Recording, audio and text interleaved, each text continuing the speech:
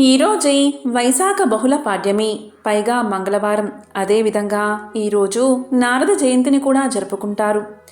ఎంతో పవిత్రమైన విశేషమైన రోజు ఇది. రోజు ఈ కథను విన్నా, చదివినా, చెప్పినా, వినిపించినా జన్మల పాపాలు తొలగి కోటి జన్మల పుణ్యం వస్తుంది, సకల శుభాలు కలుగుతాయి. మరి ఆ కథ ఏంటో ఇప్పుడు ఈ వీడియోలో తెలుసుకుందాం. ముందుగా వైశాఖ పురాణంలోని ఒక విశిష్టమైన కథను ఇప్పుడు విందాం. అదే ఛత్రదాన మహిమ కథ. శృతదేవ మహాముని శృతకీర్తి మహారాజుకు ఇలా చెప్తున్నాడు.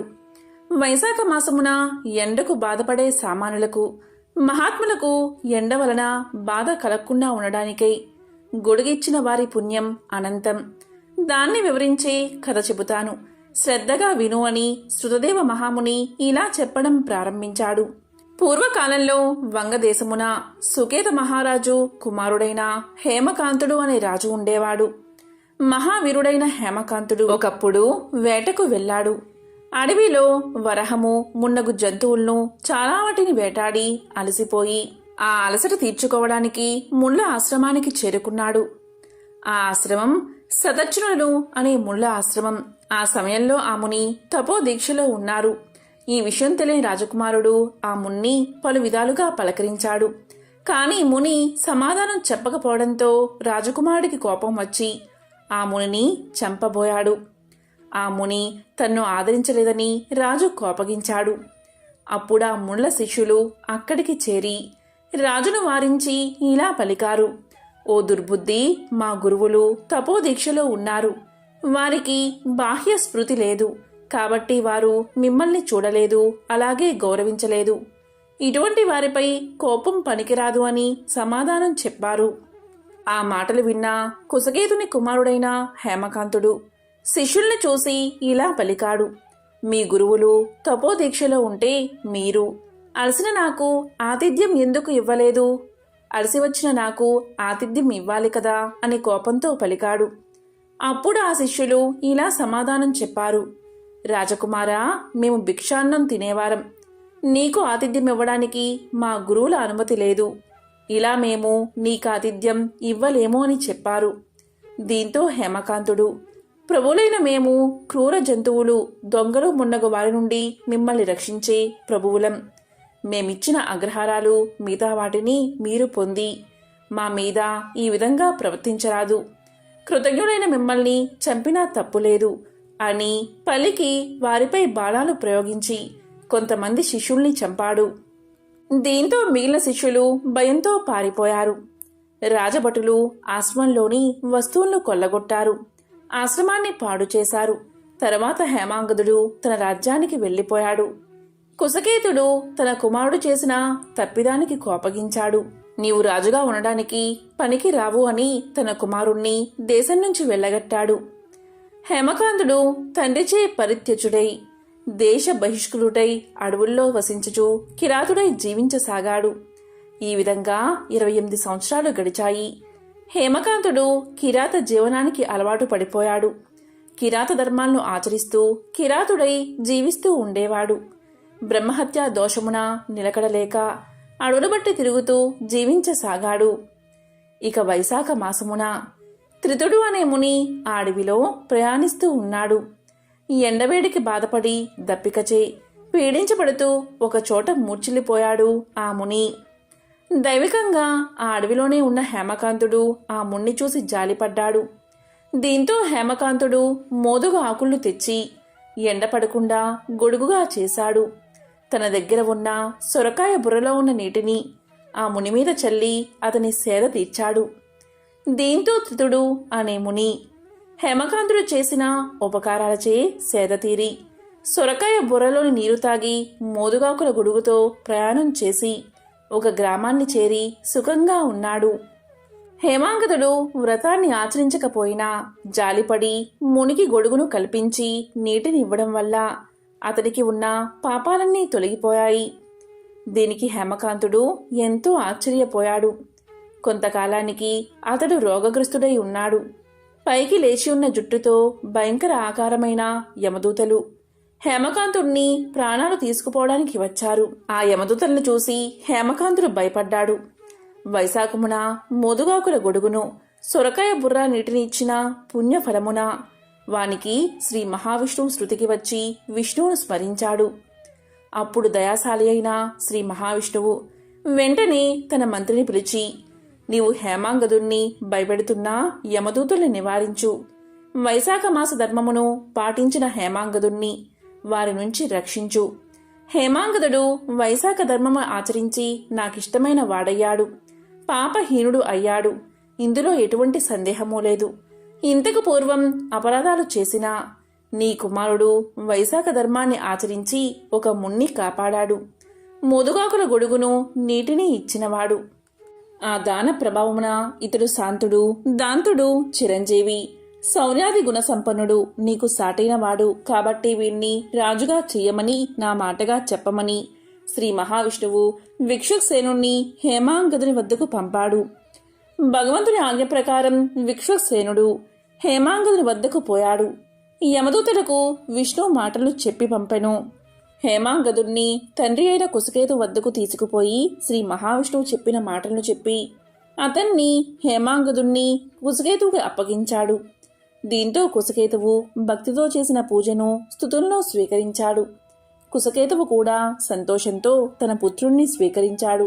తన పుత్రుడికి రాజ్యాన్ని ఇచ్చి విశ్వసేనుని అనుమతితో భార్యతో పాటు వనాలకు వెళ్లిపోయి తపస్సు ఆచరించబోయాడు. విశ్వసేనుడు కుశకేతువును హేమాంగదుణ్ణి ఆశీర్వదించి విష్ణు సాన్నిధ్యాన్ని చేరుకున్నాడు. హేమకాంతుడు మహారాజయ్యను ప్రతి సంవత్సరం వైశాఖ మాసమున వైశాఖ వ్రతాన్ని దానికి చెందిన దానాలు చేసి విష్ణు ప్రీతికి పాత్రుడయ్యాడు. హేమాంగదుడు బ్రహ్మజ్ఞాని అయి ధర్మ మార్గాన్ని అవలంబించి శాంతుడు, దాంతుడు, జితేంద్రియుడు, దయా స్వభావి అయి అన్ని యజ్ఞాలను చేశాడు. సర్వ సంపదలను పొంది పుత్రపౌత్రులతో కూడినవాడై సర్వభోగాలు అనుభవించాడు. చిరకాలము రాజ్యాన్ని చక్కగా పాలించి విష్ణు లోకాన్ని పొందాడు. కాబట్టి శృతకీర్తి మహారాజా, వైశాఖ ధర్మాలు సాటిలేనివి, సులభ సాధ్యములు, పుణ్యప్రదాలు, పాపాలు దహించును అని, ధర్మార్థ కామోక్షాలు కలిగించును అని, ఇట్టి ధర్మాలు సాటిలేని పుణ్యఫలాన్ని ఇచ్చును అని శృతదేవుడు శృతకీర్తి మహారాజుకు వివరించాడు అని నారదుడు అంబరీషుడికి చెప్పాడు. హైందవ పురాణాలలో నారదుడికి ఉన్న ప్రత్యేకత అంతా ఇంతా కాదు. సకల శాస్త్ర పారంగతుడు, సంగీత కోవిదుడు అయిన నారదుడు అవతరించింది ఈ రోజే. ఈ సందర్భంగా స్వామి విశిష్టతను తలుచుకునే ప్రయత్నం చేద్దాం. నారదుడి జన్మరహస్యం భాగవతంలో కనిపిస్తుంది. తను బ్రహ్మ మానస పుత్రుణ్ణి అని నారదుడే స్వయంగా వ్యాసుడికి చెబుతాడు. నారదుడు హరిభక్తుడు. ఆ హరినామ స్మరణతోనే ముల్లోకాల్లోనూ సంచరిస్తూ గడుపుతూ ఉంటాడు. ఎక్కడెక్కడి కబుర్లను వార్తాహరులా చేరవేస్తూ ఉంటాడు. నారదుడికి కలహ భోజుండు అనే పేరు అందరికీ తెలిసిందే. అక్కడి మాటలు ఇక్కడ, ఇక్కడి మాటలు అక్కడ చేరవేయడమే కాకుండా ఆ మాటలతోనే మంటలను రాజేయడం తన ప్రవృత్తి. కాని అందుకు ఫలితంగా జరిగే గొడవలన్నీ కూడా లోక కళ్యాణానికి దారితీయడం ఒక విశేషం. పురాణాల్లో హిరణ్యకశిపుడు లాంటి ఏ రాక్షస వధ చూసినా, సత్యభామ లాంటి ఏ దేవత గర్భభంగాన్ని చూసినా వాటి వెనుక నారదుడి హస్తమే కనిపిస్తుంది. నారదుడు భక్తుడే కాదు, మహాపండితుడు కూడా. ఆయన రచించిన నారద పురాణం ఒక అద్భుతమైన ఆధ్యాత్మిక గ్రంథం. ఒకరోజు నారదుడు వైకుంఠంలో శ్రీ మహావిష్ణువు యొక్క సన్నిధిలో ఉన్నాడు. తనకంటే గొప్ప భక్తుడు ఎవరూ లేరనే అహంకారం నారదుడికి కలిగింది. తానెప్పుడూ నారాయణ నామస్మరణ చేస్తూ ఉంటాడు కనుక తానే ఉత్తమ భక్తుడు అనుకున్నాడు నారదుడు. ఆ భావాన్ని మహావిష్ణువు ముందు వ్యక్తీకరించాడు. నీకంటే గొప్ప భక్తుడు ఫలానా గ్రామంలో ఉన్నాడు, నువ్వు అక్కడికి వెళ్ళు అని నారదుణ్ణి పంపాడు విష్ణుమూర్తి. దీంతో నారదుడు ఆశ్చర్యపోయాడు. ఆ భక్తుడు ఎవరో తెలుసుకుందామని ఆ గ్రామానికి చేరుకున్నాడు. ఆ భక్తుణ్ణి చూశాడు. అక్కడ ఒక రైతు తెల్లవారుజామున లేవగానే నారాయణ అనుకుని తన పనుల్లో నిమగ్నమయ్యాడు. తిరిగి రాత్రి నారాయణ అనుకుని పడుకున్నాడు. రోజుకు 2 సార్లు మాత్రమే నారాయణ స్మరణ చేస్తున్నా ఇతను గొప్ప భక్తుడా అనుకుని నారదుడు తాను చూసింది చూసినట్లుగా మహావిష్ణువుకు చెప్పాడు. అప్పుడు మహావిష్ణువు నారదుణ్ణి పరీక్షించాలి అనుకుని, నారదా, నీకు ఒక గిన్నె ఇస్తాను. నూనె గిన్నె ఇస్తాను. అది పట్టుకుని ఒక్క బొట్టు కింద పడకుండా వైకుంఠమంతా తిరిగి రావాలి అన్నాడు.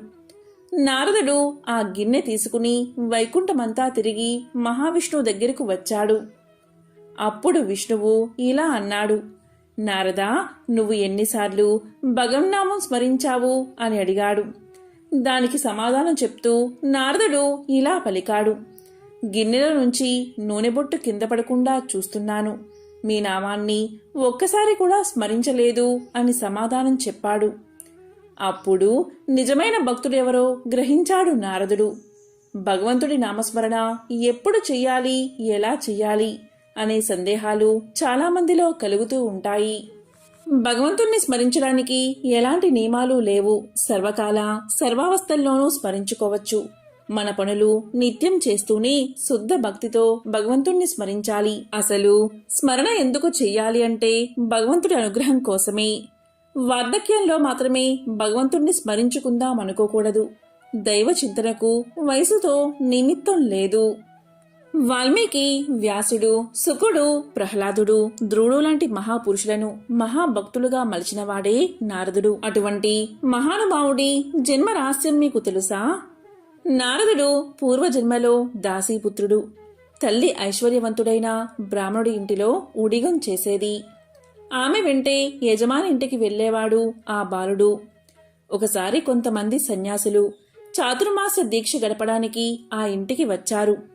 వారికి సేవలు చేస్తూ ఉండమని యజమాని నారదుణ్ణి పురమాయించాడు. సన్యాసులు పిల్లవాడైన నారదుడి సేవలకు ముచ్చట పడ్డారు. దీక్షాకాలం పూర్తయి వెళ్లిపోతూ నారదుణ్ణి వాత్సల్యంతో పక్కన కూర్చోబెట్టుకుని ద్వాదశాక్షరి మహామంత్రాన్ని, ప్రణవాన్ని ఉపదేశించారు ఆ మునులు. మాయా, సత్యం ఇంకా ఎన్నో విషయాలు బోధించారు. ఆ బోధనలు నారదుడి మనసులో బలంగా నాటుకున్నాయి. నారదు తల్లి పాముకాటుతో చనిపోతుంది. పాముకాటుతో తల్లి చనిపోయాక లోక సంచారం చేస్తూ ఈశ్వర అన్వేషణ చేస్తూ జీవనం గడిపేస్తాను అనుకుని అరణ్యంలోకి వెళ్లిపోయాడు నారదుడు. అక్కడ క్రూర సర్పాలు ప్రాణుల్ని చూసినా ఈ లోకమంతటా నిండి ఉండి శాసించే శ్రీమన్నారాయణుడు అందరికీ అండగా ఉండగా నాకే ఆపద రాదు, నాకేమి భయం అనుకుని ఒక రావి చెట్టు కింద కూర్చుని ద్వాదశాక్షరి మంత్రాన్ని తదేకంగా జపించసాగాడు. ఆ సమయంలో ఒక మెరుపులా శ్రీమన్నారాయణుడి దర్శనం లీలామాత్రంగా అయింది. అశరీరవాణి ఇలా పలికింది, నారదా, ఈ జన్మలో సత్పురుషులతో తిరిగిన అదృష్టం వల్ల నీకు లీలామాత్ర దర్శనాన్ని ఇచ్చాను. నీవు చూసిన రూపాన్ని బాగా చూడాలని కోరుకుంటూ నా గురించే చెబుతూ, పాడుతూ, మాట్లాడుతూ ప్రకృతి ధర్మాన్ని అనుసరించి ఒక రోజున ఈ శరీరాన్ని వదిలేస్తావు. ఆ తర్వాత నీవు బ్రహ్మదేవుడి కుమారుడిగా జన్మిస్తావు. ఆనాడు నీకు మహతి అనే వీణను బహుకరిస్తాను. దానిమీద నారాయణ స్తోత్రం చేస్తూ స్వేచ్ఛగా లోకాల్లో విహరిస్తావు అన్నాడు శ్రీమన్నారాయణుడు. ఆయన చెప్పినట్లుగానే కల్పాంతం తర్వాత తన కుమారుడుగా నారదుణ్ణి సృష్టించాడు బ్రహ్మ. మహతి అనే వీణను ఇచ్చాడు. ఆ వీణపై నారాయణ నామం చెప్పుకుంటూ లోకమంతటా స్వేచ్ఛగా తిరుగుతూ వైకుంఠం, సత్యలోకం, కైలాసం ఇలా ఎక్కడికి వెళ్లినా లోక సంక్షేమాన్ని ఆవిష్కరించేవాడు నారదుడు. భగవంతుడి శక్తి గురించి మాట్లాడేవాడు. దేవతలు, రాక్షసులు అనే తేడా లేకుండా అందరికీ ఉపదేశాలు చేసేవాడు. అందువల్ల నారదుణ్ణి దేవతలు, రాక్షసులు సైతం గౌరవించేవారు. జగత్ కళ్యాణం కోసం పాటుపాడుతూ అన్ని యుగాల్లో, లోకాల్లో, సమాజాల్లో, కార్యాల్లో నిరాటంకంగా ప్రవేశించి పనులు చక్కబెట్టేవాడు. భక్తి సూత్రాలు రచించి వాటిని లోకంలో చాటి చెప్పేవాడు నారదుడు. నారదుడు ముల్లోకవాసి, బ్రహ్మజ్ఞాని, బ్రహ్మచారి. ఆ జన్మ బ్రహ్మచారి కాని ఆయన కూడా ఒకసారి వివాహం చేసుకోవాలి అనుకున్నాడు. ఒక స్వయంవరానికి హాజరయ్యాడు. ఆ కథా వృత్తాంతమేంటో ఇప్పుడు తెలుసుకుందాం. నారదుడు ఒకసారి శివుడి కోసం మానస సరోవరం వద్ద ఘోర తపస్సు చేశాడు. దాన్ని ఆటంకపరిచేందుకు ఇంద్రుడు, రంభ, ఊర్వశి, మేనకలను సైతం పంపినా నారదుడు చలించకుండా శివుడి తపస్సు ఆచరించి శివానుగ్రహాన్ని పొందాడు.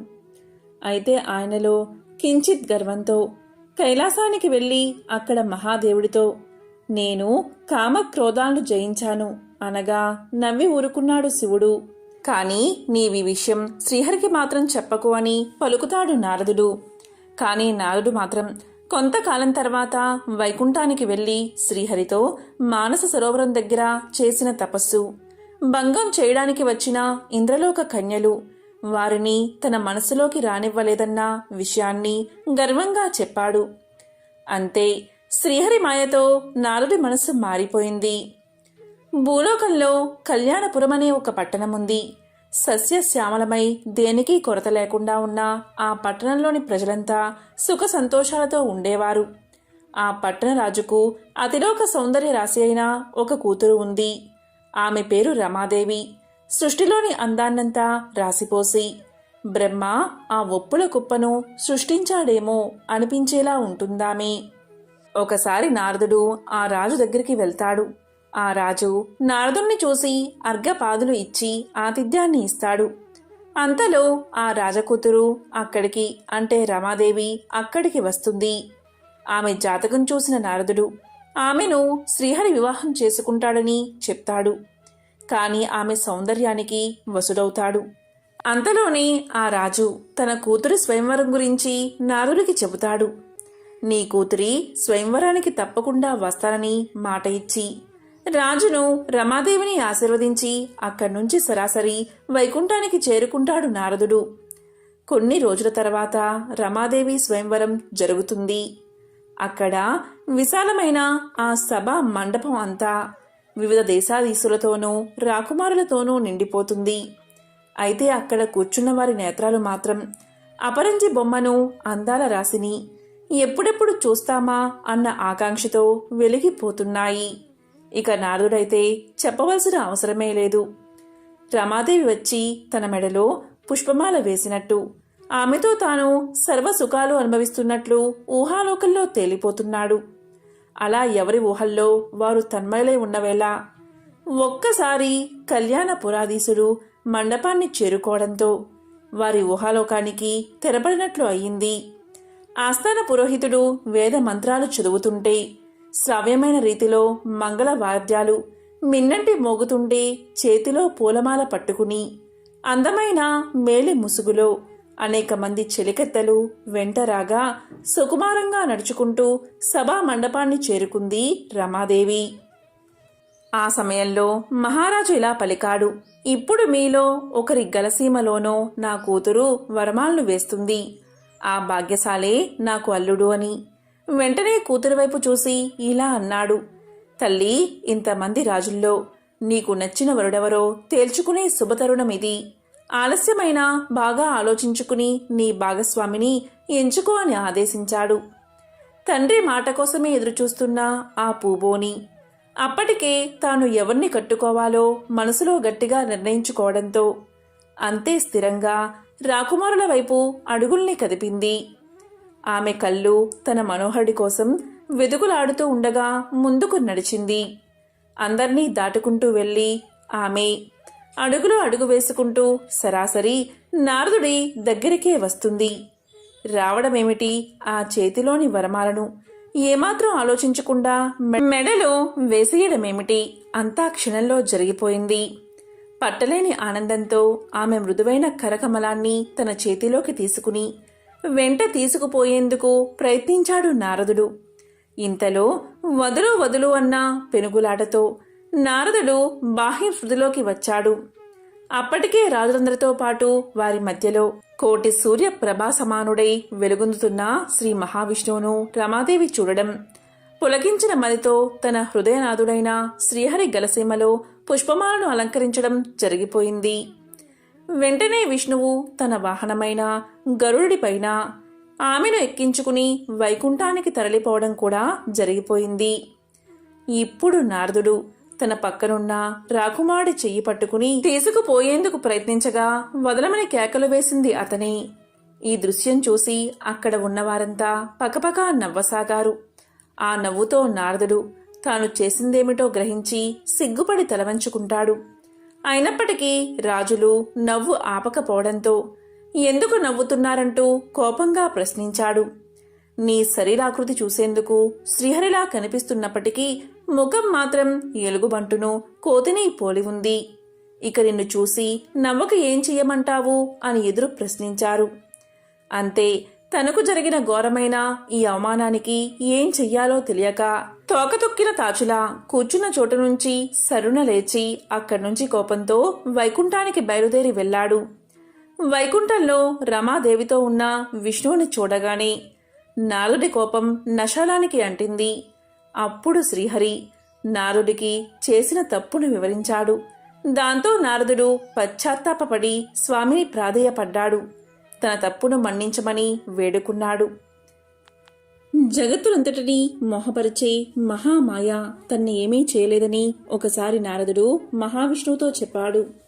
ఆ మాటలు విన్న విష్ణుమూర్తి మౌనంగా తొలుపాడు. కొంతసేపటి తర్వాత వారిద్దరూ భూలోకానికి చేరుకుని కన్యాకుబ్జానికి దగ్గరలో ఒక సరస్సు దగ్గర దిగారు. అది సంధ్యా సమయం. అర్ఘ్యం ఇవ్వడానికి నారదుడు ఆ సరస్సులో 3 సార్లు మునిగాడు. పైకి లేచి చూసేసరికి ఒక స్త్రీగా మారిపోయాడు. ఈలోపు విష్ణువు నారదుడి వీణాదులను తీసుకుని అంతర్ధానమైపోయాడు. స్త్రీగా మారి సరస్సు ఒడ్డున విహరిస్తున్న నారదుణ్ణి అటుగా వచ్చిన కన్యాకుబ్జపు రాజు తాళధ్వజుడు చూశాడు. అతిలోక సుందరిలా ఉన్న ఆమెను వివరాలు అడగ్గా ఆమె తన పేరు కాని గతం కాని గుర్తులేమని చెప్పింది. తాళధ్వజుడు ఆమెకు సౌభాగ్య సుందరి అనే పేరు పెట్టి వివాహం చేసుకున్నాడు. వారికి 60 మంది సంతానం కలిగారు. వారు పెరిగి పెద్దవారయ్యాక పొరుగు రాజ్యంతో ఘోరమైన యుద్ధం సంభవించింది. ఆ యుద్ధంలో 60 మంది నిహతులు అయ్యారు. వృద్ధులైన తాళధ్వజుడు సౌభాగ్య సుందరి పుత్ర శోకంతో దుఃఖించడం మొదలుపెట్టారు. అప్పుడు ఒక వృద్ధురాలు అక్కడికి వచ్చి వారి దుఃఖం పోవాలి అంటే పుంతీర్థము అనే సరస్సులో ఒక చెయ్యి మాత్రం పైకి ఉంచి స్నానం చెయ్యాలని చెప్పింది. దీంతో ఆమె చెప్పినట్లు ఒక చెయ్యి పైకి ఉంచి స్నానం చేసిన సౌభాగ్య సుందరి నీటిలోంచి పైకి లేచేసరికి నార్విగా మారిపోయింది. నీటిపైకి ఉంచిన చెయ్యి మాత్రం అప్పటిదాకా జరిగిందంతా నిజమని రుజువు చేసేటట్లుగా స్త్రీ హస్తంలాగా ఉండిపోయింది. ఆ జ్ఞాపకాలన్నీ నారదుడి తలుపుల్లోనే ఉన్నాయి. తల పైకెత్తి చూసేసరికి సరస్సు ఒడ్డున శ్రీ మహావిష్ణువు చిద్విలాసం చేస్తూ కనిపించాడు. తాళధ్వజుడు మాత్రం కనిపించలేదు. అదంతా మాయా అని అర్థమైనా స్త్రీ రూపంలో ఉన్నప్పుడు తనకు జన్మించి ఆ తర్వాత గతించిన 60 మంది పిల్లలపై నారదుడికి మమకారం మాత్రం పోలేదు. తన పిల్లలు శాశ్వతంగా అందరికీ గుర్తుండిపోయే వరాన్ని ఇవ్వాలని మహావిష్ణువును జగన్మాతను నారదుడు వేడుకున్నాడు.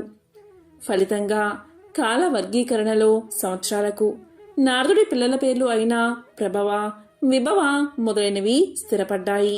ఒకరోజు శివుడు కైలాస పర్వతంలో తన కుటుంబంతో విశ్రాంతి తీసుకుంటున్నాడు. అకస్మాత్తుగా నారదముని శివుని ముందు ప్రత్యక్షమై ఆయనకు నమస్కారం చేశాడు. నారదుడు అప్పుడు తన చేతిలో ఉన్న బంగారు మామిడి పండును శివునికి అందించాడు. శివుడు ఆశ్చర్యపోయి, నారదా, ఈ మామిడి పండు ఇవ్వడానికి ఇంత దూరం కైలాస పర్వతానికి వచ్చావా? ఎందుకు అని అడిగాడు.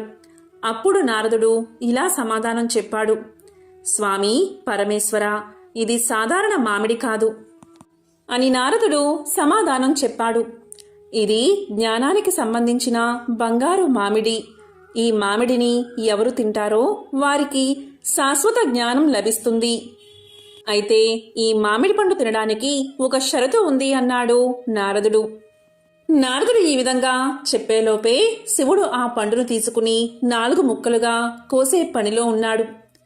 అప్పుడు వెంటనే శివుడు ఇలా అనుకున్నాడు. నారదుడు ఏదైనా ఎవరికైనా ఇస్తే ఏదో ఒకటి జరుగుతుంది. అయినా ఏంటో తెలుసుకుందామని శివుడు నారదుణ్ణి దీన్ని తినడానికి ఎటువంటి షరతులు ఉన్నాయి అని అడిగాడు. అప్పుడు నారదుడు చిరునవ్వుతో ఈ పండు ఒక్కరే తినాలి అని సమాధానం చెప్పాడు. అలా వారిద్దరూ మాట్లాడుకుంటూ ఉండగా గణేశుడు, కార్తికేయుడు అక్కడికి వచ్చారు. ఆ బంగారు మామిడి పండును చూసి అది మాకే కావాలి అంటే మాకే కావాలి అని వాదులాడుకోవడం మొదలు పెట్టారు. అప్పుడు శివుడు ఇలా పలికాడు.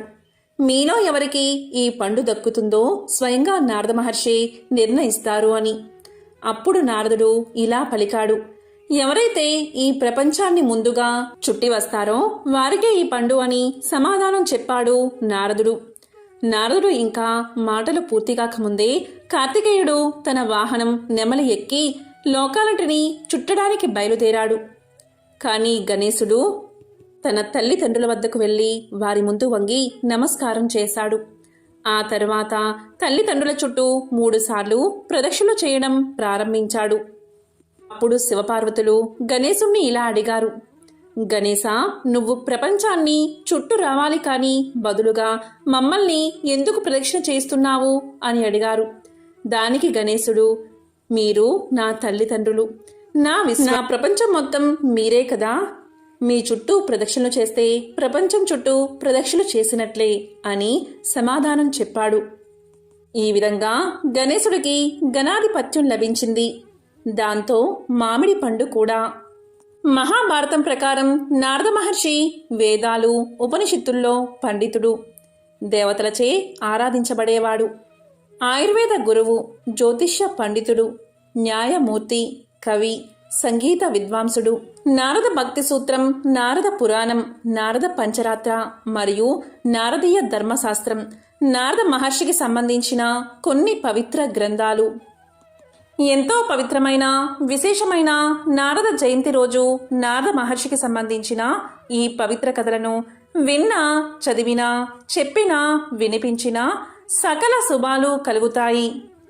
జన్మల పాపాలు తొలగి కోటి జన్మల మహాపుణ్యం మీకు కలుగుతుంది. ఓం నమో నారాయణాయ. ఓం నమో భగవతే వాసుదేవాయ.